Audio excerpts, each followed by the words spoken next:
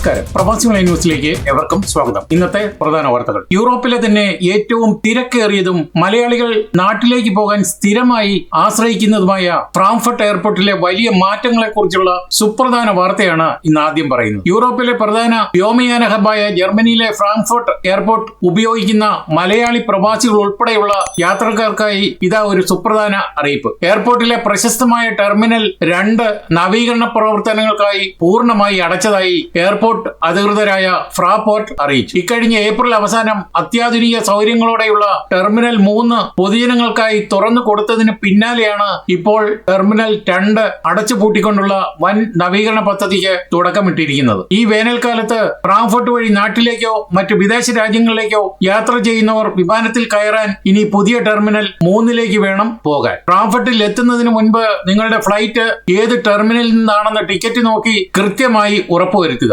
എയർപോർട്ടിന്റെ തെക്ക് ഭാഗത്താണ് പുതിയ ടെർമിനൽ 3 സ്ഥിതി ചെയ്യുന്നത്. വർഷം തോറും 19 മില്യൺ യാത്രക്കാരെ ഉൾക്കൊള്ളാൻ പുതിയ ടെർമിനലിന് ശേഷിയുണ്ട്. ടെർമിനൽ 2 നിന്നും സർവീസ് നടത്തിയിരുന്ന എയർ ഫ്രാൻസ്, ഡെൽറ്റ, KLM ഉൾപ്പെടെയുള്ള ഡസൻ കണക്കിന് പ്രമുഖ അന്താരാഷ്ട്ര എയർലൈനുകൾ ഇതിനകം തന്നെ തങ്ങളുടെ സർവീസുകൾ പുതിയ ടെർമിനൽ 3 മാറ്റിയിട്ടുണ്ട്. നിലവിൽ ടെർമിനലുകളെ തമ്മിൽ ബന്ധിപ്പിക്കുന്ന സ്കൈലൈൻ ട്രെയിൻ സർവീസുകൾ സാങ്കേതിക തകരാർ മൂലം തടസ്സപ്പെട്ടിരിക്കുകയാണ്. അതിനാൽ യാത്രക്കാർക്കായി ടെർമിനലുകൾക്കിടയിൽ സൗജന്യ ഷട്ടിൽ ബസ് സർവീസുകൾ എയർപോർട്ട് അതോറിറ്റി ഏർപ്പെടുത്തിയിട്ടുണ്ട്. ഫ്രാങ്ക്ഫർട്ട് വഴി യാത്ര ചെയ്യുന്ന മലയാളി സുഹൃത്തുക്ൾ എയർപോർട്ടിൽ എത്തുമ്പോൾ സൈൻ ബോർഡുകൾ കൃത്യമായി ശ്രദ്ധിക്കുക. നവീകരണത്തിന് ശേഷം ടെർമിനൽ 2 വീണ്ടും പൊതുജനങ്ങൾക്കായി തുറന്നു കൊടുക്കുക 2030 മധ്യത്തോടെ ആയിരിക്കുമെന്നും അറിയിപ്പുണ്ട്. അതുകൊണ്ട് തന്നെ ഈ സമ്മർ വെക്കേഷനിൽ അല്ലെങ്കിൽ ഈ അടുത്ത ദിവസം മുതൽ ഫ്രാങ്ക്ഫർട്ട് വഴി യാത്ര ചെയ്യുന്നവർ പ്രത്യേകം ശ്രദ്ധിച്ചാൽ തടസ്സങ്ങൾ നേരിടാതെ തന്നെ നിങ്ങൾക്ക് ലക്ഷ്യസ്ഥാനങ്ങളിൽ എത്താൻ സാധിക്കും.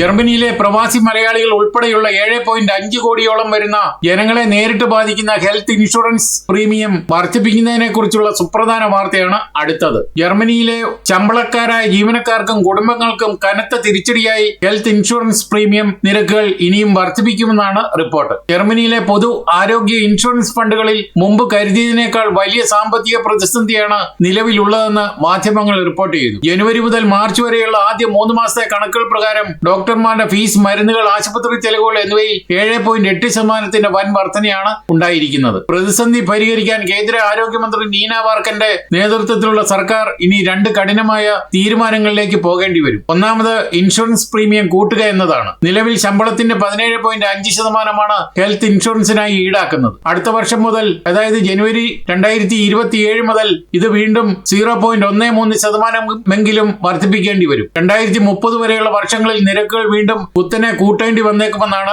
മന്ത്രി പറയുന്നത്. അതുവഴി ഓരോരുത്തരുടെയും കയ്യിൽ കിട്ടുന്ന അറ്റ ശമ്പളത്തിന്റെ, അതായത് നെറ്റ് സാലറിയിൽ കുറവുണ്ടാകും. അതുമാത്രമല്ല, ആരോഗ്യ ആനുകൂല്യങ്ങൾ വെട്ടിച്ചുരുക്കുക വഴി സർക്കാർ വാഗ്ദാനം ചെയ്യുന്ന ഇൻഷുറൻസ് കവറേജുകളിലും സബ്സിഡികളിലും വലിയ കുറവുകളും ഉണ്ടാകും. വരും വർഷങ്ങളിൽ ജർമ്മനിയിലെ പ്രവാസികളുടെ മാസ ചെലവുകളിൽ ഇൻഷുറൻസ് ഇനത്തിൽ വലിയൊരു തുക അധികമായി മാറ്റി വെക്കേണ്ടി വരും എന്നത് ഇപ്പോൾ ഉറപ്പായിരിക്കുകയാണ്.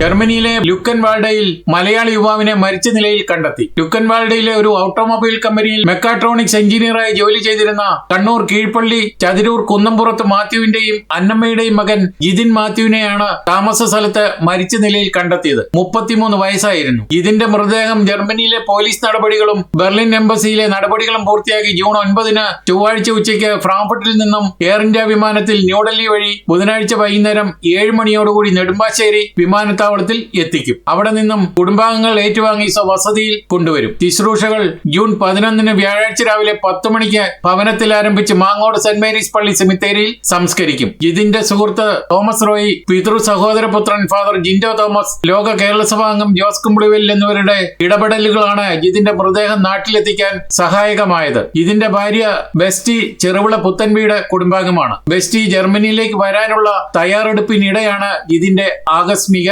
മരണം.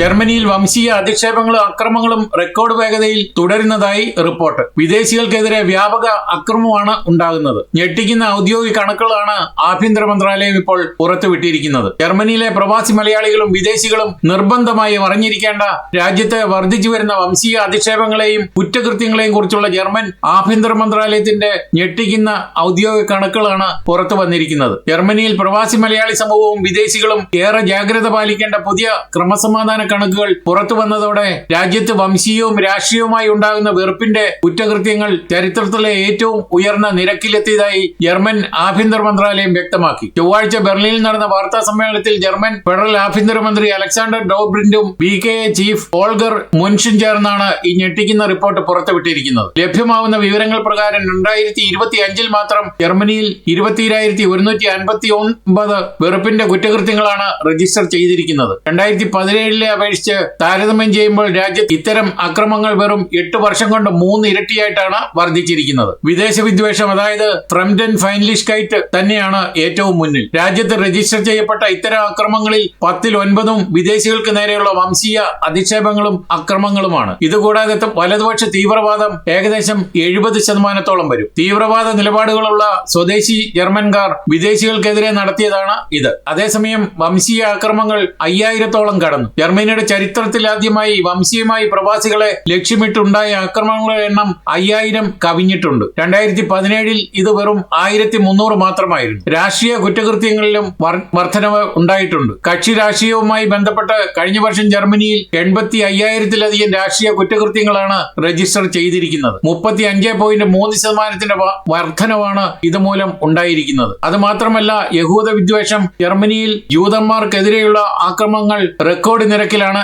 എത്തിയിരിക്കുന്നത്. ജർമ്മനിയിലെ വിദേശികളായ തീവ്രവാദ ആശയക്കാരുമായി ബന്ധപ്പെട്ടതാണ് ഇത്. അതുമാത്രമല്ല, സ്ത്രീ വിരുദ്ധതയും സ്ത്രീകൾക്ക് നേരെയുള്ള അതിക്രമങ്ങളും അധിക്ഷേപങ്ങളും 3 ഇരട്ടിയായും വർദ്ധിച്ചിട്ടുണ്ട്. മതപരമായ തീവ്രവാദ ആശയങ്ങളുടെ ഭാഗമായി കഴിഞ്ഞ വർഷം ജർമ്മനിയിൽ 2 കൊലപാതകങ്ങളും 8 വധശ്രമങ്ങളും നടന്നു. ഇസ്ലാമിക് ഭീകരവാദത്തിൽ നിന്നുള്ള സുരക്ഷാ ഭീഷണി രാജ്യത്ത് ഇപ്പോഴും ഉയർന്ന നിരക്കിലാണെന്നും ആഭ്യന്തരമന്ത്രി മുന്നറിയിപ്പ് നൽകി. ജർമ്മനിയിൽ കുടിയേറ്റക്കാരുടെ എണ്ണം വർദ്ധിക്കുന്നതിനൊപ്പം വലിയ രീതിയിലുള്ള സാമൂഹിക ധ്രുവീകരണവും വംശീയ വിദ്വേഷവും വളരുന്നതായിട്ടാണ് കണക്കുകൾ വിരൽ ചൂണ്ടുന്നത്. ജർമ്മനിയിലെ വിവിധ നഗരങ്ങളിൽ ജീവിക്കുന്ന പ്രവാസി മലയാളികൾ പൊതുസ്ഥലങ്ങളിലും യാത്രകളിലും ആവശ്യമായ ജാഗ്രത പുലർത്തണമെന്നാണ് ഈ റിപ്പോർട്ടുകൾ വ്യക്തമാക്കുന്നത്. ഫ്രാങ്ക്ഫർട്ട് ആസ്ഥാനമായുള്ള ഇന്ത്യൻ സ്പോർട്സ് ആൻഡ് ഫാമിലി ഫെറൈൻ സംഘടിപ്പിച്ച ഈ വർഷത്തെ ബാഡ്മിന്റൺ ടൂർണമെന്റും കാർഡ്സ് ടൂർണമെന്റും ജൂൺ 6 ഫ്രാങ്ക്ഫർട്ടിൽ ആവേശകരമായി നടത്തി. വിവിധ പ്രായവിഭാഗങ്ങളിലായി അംഗങ്ങളും കുടുംബാംഗങ്ങളും പങ്കെടുത്ത മത്സരങ്ങൾ കായിക മികവും സൗഹൃദ അന്തരീക്ഷവും കൊണ്ട് ഏറെ ശ്രദ്ധേയമായി. ബാഡ്മിന്റൺ മത്സരങ്ങൾ senior A, senior B, mixed junior വിഭാഗങ്ങളിലായിട്ടാണ് നടത്തിയത്. മത്സരാർത്ഥികളുടെ മികച്ച പ്രകടനങ്ങളും ആവേശകരമായ മത്സരങ്ങളും ടൂർണമെന്റിന് കൂടുതൽ മാറ്റുകൂട്ടി. അതോടൊപ്പം നടന്ന കാർഡ്സ് ടൂർണമെന്റിൽ റമ്മി 28 എന്നീ വിഭാഗങ്ങളിലായി നിരവധി അംഗങ്ങൾ പങ്കെടുത്തു. ടൂർണമെന്റിലെ വിജയികൾക്ക് സംഘടനയുടെ മുതിർന്ന അംഗങ്ങളും വിശിഷ്ടാതിഥികളും ചേർന്ന് സമ്മാനങ്ങൾ വിതരണം ചെയ്തു. മത്സരങ്ങളുടെ വിജയകരമായ നടത്തിപ്പിന് ഗെയിം സൂപ്പർവൈസർ അനൂപ് ജോയ് നീലിയറ നേതൃത്വം നൽകി. തുടർന്ന് കുടുംബസംഗമത്തിന്റെ ആരവത്തിൽ ഗ്രിൽ പാർട്ടിയോടെ പരിപാടികൾ സമാപിച്ചു. 54 വർഷത്തിലേറെ പാരമ്പര്യമുള്ള സംഘടന ജർമ്മനിയിലെ ആദ്യ ഇന്ത്യൻ സ്പോർട്സ് ക്ലബായി അറിയപ്പെടുന്നു. എമിറേറ്റ്സിന്റെ എയർബസ് A380 വിമാനം ബെർലിനിൽ ഇറങ്ങിയതുമായി ബന്ധപ്പെട്ട കാര്യത്തിൽ ജർമ്മൻ സർക്കാരുമായി കടുത്ത തർക്കം ഉണ്ടായിരിക്കുകയാണ്. ദുബായ് എയർലൈൻസ് ആയ എമിറേറ്റ്സിന്റെ ലോകത്തിലെ ഏറ്റവും വലിയ യാത്രാ വിമാനമായ എയർബസ് A380 ബെർലിനിലെ ബ്രാൻഡംബർഗ് എയർപോർട്ടിൽ ലാൻഡ് ചെയ്തതാണ് ഇപ്പോൾ ജർമ്മൻ സർക്കാരുമായി വലിയ രാഷ്ട്രീയ വ്യോമയാന തർക്കത്തിന് കാരണമായിരിക്കുന്നത്. അനുമതി നിഷേധിക്കൽ വഴി എമിറേറ്റ്സ് നിലവിലെ ജർമ്മനിയിലെ ഫ്രാങ്ക്ഫർട്ട്, മ്യൂണിക്, ഡ്യൂസൽഡോർഫ്, ഹാംബുർഗ് എന്നീ 4 നഗരങ്ങളിലേക്ക് മാത്രമാണ് സർവീസ് നടത്താൻ അനുമതിയുള്ളത്. ബെർലിനിലേക്ക് സ്ഥിരമായ സർവീസ് നടത്താൻ എമിറേറ്റ്സ് വർഷങ്ങളായി ശ്രമിക്കുന്നുണ്ടെങ്കിലും ജർമ്മൻ സർക്കാർ ഇതിന് അനുമതി നൽകിയിട്ടില്ല. ജർമ്മനിയുടെ ദേശീയ വിമാന കമ്പനിയായ ലുഫ്താൻസയെ സംരക്ഷിക്കാൻ വേണ്ടിയാണ് സർക്കാർ എമിറേറ്റ്സിന് ബെർലിനിലേക്ക് അനുമതി നൽകാത്തതെന്നാണ് സൂചന. എമിറേറ്റ്സ് വന്നാൽ ലുഫ്താൻസയുടെ ബിസിനസ് തകരുമെന്നാണ് അവർ ഭയപ്പെടുന്നത്. ജർമ്മൻ തലസ്ഥാനമായ ബെർലിൻ എയർപോർട്ടിലേക്ക് നേരിട്ട് വമ്പൻ അന്താരാഷ്ട്ര കണക്ടിംഗ് ഫ്ലൈറ്റ് വരണമെന്ന് ബെർലിൻ നഗര അധികൃതർ ആഗ്രഹിക്കുന്നുണ്ട്. എന്നാൽ കേന്ദ്ര സർക്കാരിന്റെ നയം കാരണം ബെർലിന് കടുത്ത സാമ്പത്തിക നഷ്ടം ഉണ്ടാകുന്നതായി പ്രാദേശിക ഭരണകൂടവും കുറ്റപ്പെടുത്തുന്നു. ചുരുക്കത്തിൽ അന്താരാഷ്ട്ര വ്യോമയാന നിയമങ്ങളും സ്വന്തം രാജ്യത്തെ എയർലൈനുകളുടെ ബിസിനസ് താൽപര്യങ്ങളും തമ്മിലുള്ള കടുത്ത രാഷ്ട്രീയ പോരാട്ടമാണ് ഈ ഒരൊറ്റ A380 ലാൻഡിങ്ങിലൂടെ ബെർലിനിൽ വീണ്ടും പുകഞ്ഞ് ഉയരുന്നത്. ശ്രീനാരായണ ഗുരുദേവന്റെ വിശ്വമാനവിക സന്ദേശം യൂറോപ്യൻ മണ്ണിൽ കൂടുതൽ ശക്തിയോടെ പ്രചരിപ്പിക്കുന്നതിന് സാക്ഷ്യം വഹിച്ച ചരിത്ര നിമിഷമാണ് ജർമ്മനിയിലെ ബാഡ് മൈൻബർഗിലുള്ള യൂറോപ്പിലെ ഏറ്റവും വലിയ ആശ്രമമായ യോഗ വിദ്യ ആശ്രമത്തിൽ നടന്നത്. ജർമ്മനിയിൽ ഗുരുദർശനങ്ങൾ പ്രചരിപ്പിക്കുന്നതിനായി ഡോക്ടർ വരുൺ രാധാകൃഷ്ണൻ നടത്തുന്ന ദീർഘവീക്ഷണത്തോടെയുള്ള പ്രവർത്തനങ്ങളുടെ ഫലമായാണ് ഈ മഹത്തായ ആത്മീയ മുഹൂർത്തം സാക്ഷാത്കരിക്കപ്പെട്ടത്. UK ശിവഗിരി ആശ്രമത്തിൽ നിന്ന് ഭക്തിപൂർവ്വം കൊണ്ടുവന്ന ശ്രീനാരായണ ഗുരുദേവന്റെ ദിവ്യചിത്രവും അമൂല്യ ഗ്രന്ഥങ്ങളും താലപ്പൊലികളുടെയും മൂല മന്ത്രജപത്തോടുകൂടി ആശ്രമത്തിന് സമർപ്പിച്ചു. ഗുരുദേവന്റെ ദിവ്യചിത്രം പ്രതിഷ്ഠിക്കപ്പെട്ടു. പരിപാടിയിൽ 250-ലധികം വിദേശികൾക്ക് ഹൃദയസ്പർശിയായ അനുഭവമായി ഇത്. യോഗവിദ്യ ആശ്രമത്തിന്റെ സ്ഥാപകനും ആത്മീയ നേതാവുമായ സ്വാമി സുഖദേവ് ബ്രീഡ്സ് ഗുരുദേവന്റെ ദിവ്യചിത്രവും മഹത് ഗ്രന്ഥങ്ങളും ആദരപൂർവ്വം സ്വീകരിച്ചു. പൂജയും നിർവഹിച്ചു. തുടർന്ന് നടന്ന പൊതുസമ്മേളനത്തിൽ Sreenarayana Guru forum for universal brotherhood എന്ന സംഘടനയുടെ ഔപചാരികമായ ഉദ്ഘാടനം ഡോക്ടർ വരുൺ രാധാകൃഷ്ണന്റെ അധ്യക്ഷതയിൽ ചേർന്ന യോഗത്തിൽ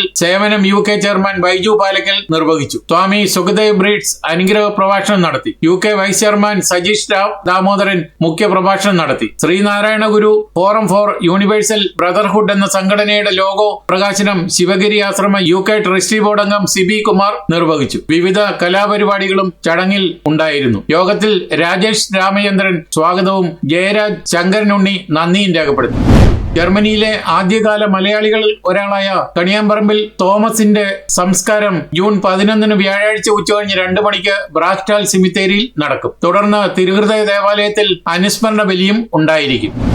ലിയോ 14 മാർപ്പാപ്പയുടെ സ്പെയിൻ സന്ദർശനത്തിന് ലോകപ്രശസ്ത ഫുട്ബോൾ ക്ലബായ റിയൽ മാഡ്രിഡിന്റെ ഹോം ഗ്രൗണ്ടായ സാന്റിയാഗോ ബെർണബ്യൂ സ്റ്റേഡിയത്തിൽ സന്ദർശനം നടത്തി. സ്റ്റേഡിയത്തിലെത്തിയ മാർപ്പാപ്പയ്ക്ക് ഫുട്ബോൾ ലോകവും മാഡ്രിഡ് നഗരവും അഭൂതപൂർവമായ സ്വീകരണമാണ് നൽകിയത്. ബെർണബ്യൂ സ്റ്റേഡിയത്തിന് പുറത്തുള്ള ഭീമൻ ചത്വരത്തിൽ നടന്ന പ്രാർത്ഥനാ യോഗത്തിൽ 4 ലക്ഷത്തിലധികം യുവാക്കളാണ് മാർപ്പാപ്പയെ കാണാനും പ്രാർത്ഥിക്കാനുമായി ഒത്തുകൂടിയത്.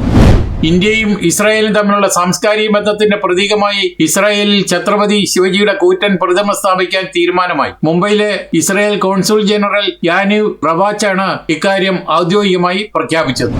ഉയർന്ന വൈദഗ്ധ്യമുള്ള വിദേശ തൊഴിലാളികൾക്കായുള്ള പുതിയ H-1B വിസകൾക്ക് $1 ലക്ഷം ഫീസ് ചുമത്താനുള്ള US പ്രസിഡന്റ് ഡൊണാൾഡ് ട്രംപിന്റെ തീരുമാനത്തിന് US ഫെഡറൽ കോടതി ചെക്ക് വെച്ചു. ട്രംപ് ഭരണകൂടത്തിന്റെ വിവാദ ഉത്തരവ് ഫെഡറൽ ജഡ്ജി റദ്ദാക്കുകയായിരുന്നു. കഴിഞ്ഞ സെപ്റ്റംബറിലാണ് കുടിയേറ്റ നിയന്ത്രണങ്ങൾ കർശനമാക്കുന്നതിന്റെ ഭാഗമായി ഫീസ് വർധന പ്രഖ്യാപിച്ചത്.